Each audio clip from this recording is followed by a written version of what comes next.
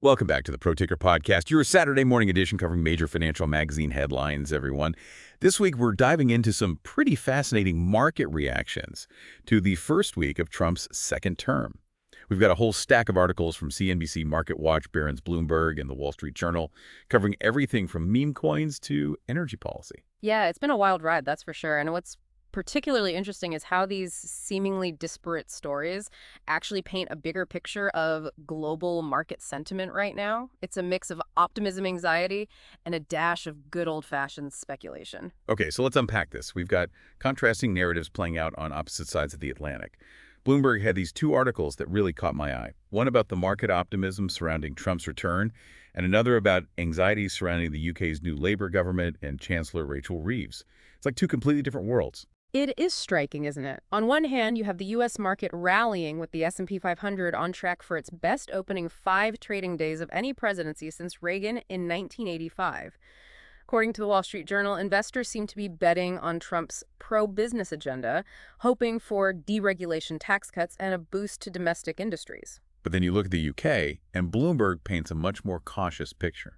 They highlight concerns about Reeves' economic policies, rising gilt yields, basically the interest rates on UK government bonds, and even the possibility of businesses raising prices due to potential tax hikes. And that fear is reflected in the market. The Bloomberg article quotes several investors who are hesitant to invest in the UK right now, citing uncertainty about the future direction of the economy. So is this a case of two different economic philosophies playing out, or is there something deeper going on here? I think it's a bit of both. Certainly, Trump's policies and rhetoric tend to create more volatility in the market, which can be attractive to certain investors who thrive on risk. But there's also a psychological element at play. Yeah, the Trump trade is back, but maybe with a twist this time. MarketWatch had a piece analyzing investor reactions to Trump's first week, and it seems like people are cautiously optimistic, but also aware that things could change on a dime. I mean, his cryptic tweets alone can send shockwaves through the markets. Absolutely. The article points out that investors were initially relieved that Trump didn't immediately launch into a full-blown trade war, which some had feared. That contributed to the early market rally we saw. But he's still making those tariff threats, and that uncertainty is keeping everyone on edge. Speaking of keeping people on edge, Yeah. can we talk about the meme coin frenzy? I mean, Trump and Melania, meme coins. It's almost too absurd to be true. But both MarketWatch and Barron's had articles digging into this phenomenon. What's the deal here? Are these things actually worth anything? Well, that's the million-dollar question, and no one seems to have a definitive answer. Forbes and Bloomberg both say they can't really put a value on these meme coins because they're so volatile and speculative. Forbes even called them unsellable assets. But Barron's pointed out that the Trump hate token briefly hit a $15 billion market cap just hours after launching. That's insane. Is this just a case of people trying to get rich quick, or is there something else driving this craze? I think it's a mix of factors. There's definitely the FOMO element, the fear of missing out, especially in a market where things can change so rapidly. But I also think it speaks to a broader trend of speculation and risk-taking that we're seeing across different asset classes. It's almost like people are looking for the next big thing, even if it defies traditional logic. And it's not just meme coins. MarketWatch had this other article about how AI is becoming a major force in the market, with Trump's Stargate initiative throwing a whopping $500 billion at AI infrastructure. Oracle stocks surged after the announcement, and everyone's expecting NVIDIA to be a major player, right? Right. NVIDIA is the dominant force in graphics processing units, GPUs, which are essential for AI development. But what's interesting is that MarketWatch also highlights the potential of Alphabet's TPU business, that stands for Tensor Processing Unit, to compete with NVIDIA. In fact, an analyst quoted in the article suggests that Alphabet's TPUs might even be superior to NVIDIA's GPUs in some ways. And they even speculated that if Alphabet spun off its TPU business, it could be worth a staggering $700 billion. Combined with their DeepMind AI unit, that's a potential game changer. But do you think Alphabet would actually do that? It's hard to say. They'd have to be willing to unlock that value for shareholders, which is always a complex decision. But the fact that it's even being discussed shows just how much potential investors see in the AI space right now. Okay, so we've got meme coins, AI, and now let's add energy policy to the mix. Trump's pronouncements this week have been, shall we say, spirited. CNBC's article on oil prices really captured the drama. First, he declares a national energy emergency and rolls back environmental regulations to boost domestic production. Classic Trump. But then he turns around and demands that OPEC lower oil prices, even threatening Saudi Arabia with consequences if they don't comply. Right. It's like he wants to have his cake and eat it too, right? It does seem contradictory, doesn't it? Well- Increased production and lower prices. The market reaction has been mixed, with some analysts seeing the push for domestic production as a boon for energy stocks, while others quoted in the CNBC article worry that it could actually lead to oversupply, especially with sanctions on Iran and Russia still in place. So what's the takeaway for investors? Is this a good time to buy energy stocks, or is it too risky with all this uncertainty? That's the tough question, isn't it? It all depends on your risk tolerance and how you see the energy market playing out. On one hand, you have the potential for increased domestic production and profits for energy companies. On the other hand, you have the wild card of Trump's policies and the potential for global oversupply, which could drive prices down. It's a gamble like most things in the market. Speaking of gambles, we have to talk about the potential for a trade war 2.0.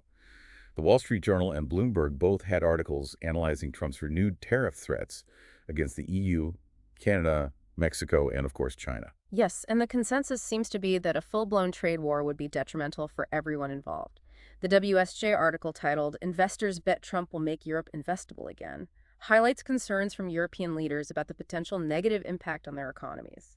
They're already feeling the pressure from Trump's previous protectionist policies. But the article also suggests that this pressure could actually be a good thing for Europe in the long run, forcing them to implement much-needed reforms and become more competitive.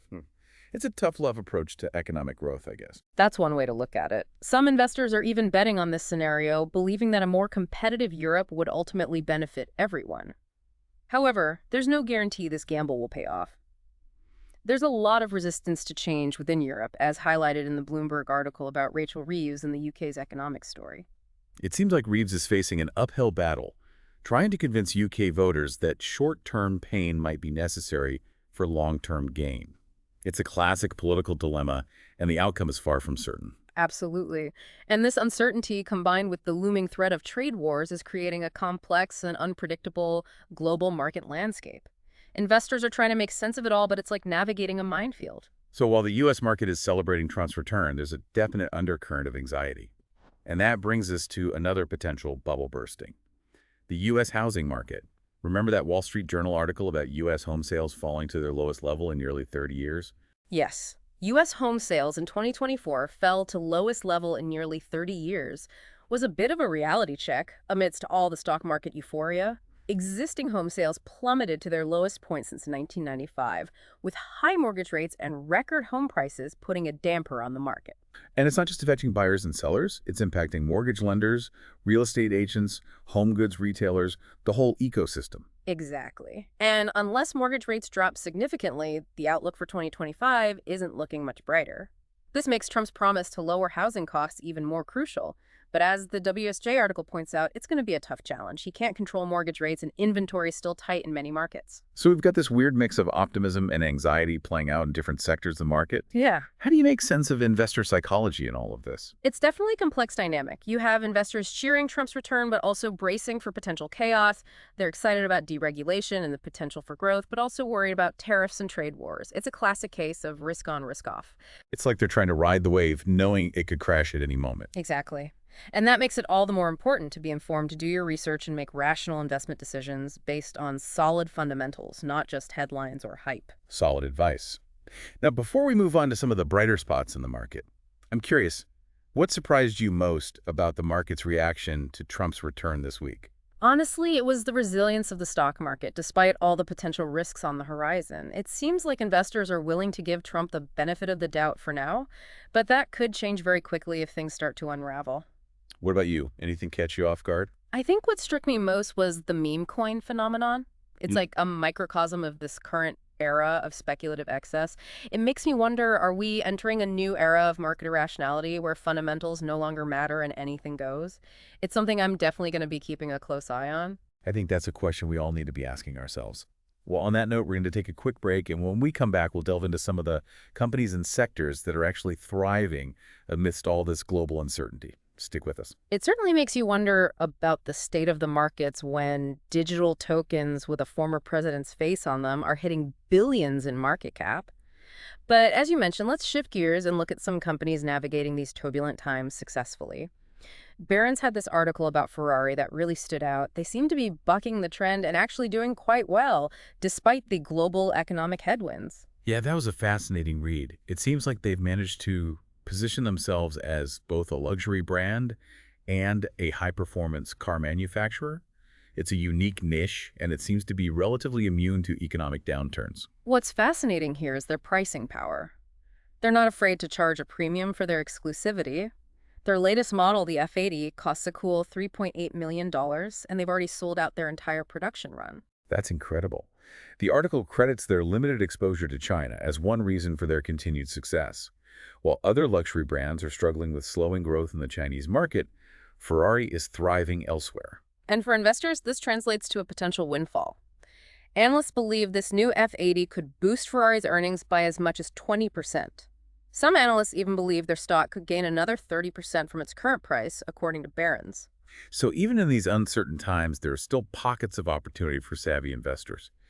But it seems like it takes a truly unique company like Ferrari to weather these storms. What other bright spots are you seeing out there? Well, another area that's piqued my interest is the FinTech World Market Watch had this insightful piece about how artificial intelligence, or AI, is transforming the financial industry. Companies like Visa, MasterCard, Block, and PayPal are all using AI to fight fraud, improve customer experience, and ultimately boost their bottom line. It's amazing how AI is revolutionizing so many industries, and the financial sector is no exception. The MarketWatch article mentioned Visa's $10 billion investment in technology development over the past 5 years, with $3 billion specifically allocated to AI and data infrastructure. That's a serious commitment. And they're not alone. A Block's lot. parent company of Square and Cash App is also leveraging AI to mitigate risk in peer-to-peer payments. But the real standout in the article was Klarna, a privately held buy now, pay later company. They're using AI to handle 2/3 of their customer service chats. It's impressive. And I bet it's saving them a ton of money on customer service staff. Exactly. And what's even more remarkable is that they're seeing improvements in customer satisfaction and retention as a result. It's a prime example of how AI can streamline operations and enhance the customer experience, which is a win-win for any company. It seems like AI is becoming indispensable in today's business world. But shifting back to the bigger picture, I keep coming back to this idea of investor psychology driving so much of the market's movements. It's almost like a self-fulfilling prophecy. If enough people believe something will happen, it often does. That's a keen observation. Whether it's the fear of missing out on the next meme coin craze, the optimism surrounding Trump's return, or the anxieties about a potential trade war investor sentiment can have a profound impact on market behavior. And in a world where information travels at lightning speed, it's easy to get swept up in the hype or panic. So what's the antidote to this emotional roller coaster? How can investors make informed decisions without getting caught up in the frenzy? It all comes down to critical thinking. Don't just blindly follow the headlines, dig deeper, question assumptions, and seek diverse perspectives. It's also crucial to make investment decisions based on solid fundamentals and your own individual risk tolerance, not on fleeting emotions or what the crowd is doing. That's sage advice. It's easy to forget about the fundamentals when you're bombarded with headlines about meme coins hitting billions in market cap or AI companies poised for explosive growth. But taking a step back and focusing on the long game is essential for success in the market. Absolutely. It's like the famous saying, the market is a voting machine in the short run, but a weighing machine in the long run. In other words, short-term market fluctuations can be driven by sentiment and hype, but over the long term, the true value of a company or asset will eventually be reflected in its price. So while it's tempting to get caught up in the day-to-day drama of the markets, it's essential to maintain a long-term perspective and focus on making sound investment decisions based on research and analysis. Exactly. And remember, diversification is your friend. Don't put all your eggs in one basket. By spreading your investments across different asset classes and sectors, you can mitigate risk and potentially increase your chances of long-term success. Well, folks, we've covered a lot of ground today. From the potential pitfalls of meme coins to the promising future of AI and the resilience of iconic brands like Ferrari. It's been a wild ride through the financial headlines, and I hope you've gained some valuable insights along the way. It's certainly been a fascinating week in the markets, and it's a reminder that staying informed and thinking critically are more important than ever for navigating today's complex financial landscape. It really is. And it does make you think about, how do we as investors or just people trying to make sense of the world, how do we cut through all that noise? Yeah, it's a real challenge. And I think a lot of it comes down to having a healthy skepticism, Yeah. not taking everything at face value. Right. Not just, jumping on the bandwagon every time a new trend pops up or panicking when the headlines scream doom and gloom. Exactly. We need to be able to step back and say, Okay, what are the underlying fundamentals here? What's the real story? So kind of like we've been doing in this deep dive, looking at the different perspectives, analyzing the information, trying to separate the signal from the noise. That's right. And even when we disagree or see things differently, I think it's that process of really digging in and having that conversation that helps us get closer to the truth. I agree. And I think, one of the things that stood out to me this week is just how quickly things can change. Yeah. One day the market's euphoric, the next day it's like everyone's hitting the panic button. Right. And that's why it's so important to have a long-term perspective, Yeah. not get too caught up in the day-to-day fluctuations. Right. Because in the long run, the market tends to reward those who are patient and disciplined. Absolutely. And those who are willing to do their homework, really understand the companies they're investing in, the industries, the And, trends. and maybe most importantly, their own risk tolerance, Yeah. because not every investment is right for every person. Exactly. You have to know yourself, know your goals, and make sure your investments are aligned with those. Well said. So as we wrap up this deep dive into the week's financial headlines, I think that's a great takeaway for our listeners. Be informed, be critical, be thoughtful, and most importantly, be yourselves. Don't let the market dictate your emotions or your decisions. I couldn't agree more. Right. In a world that's increasingly volatile and uncertain, I think that's the best advice anyone can give. Absolutely. So on that note, we'll see you all tomorrow morning with new headlines from major financial magazines.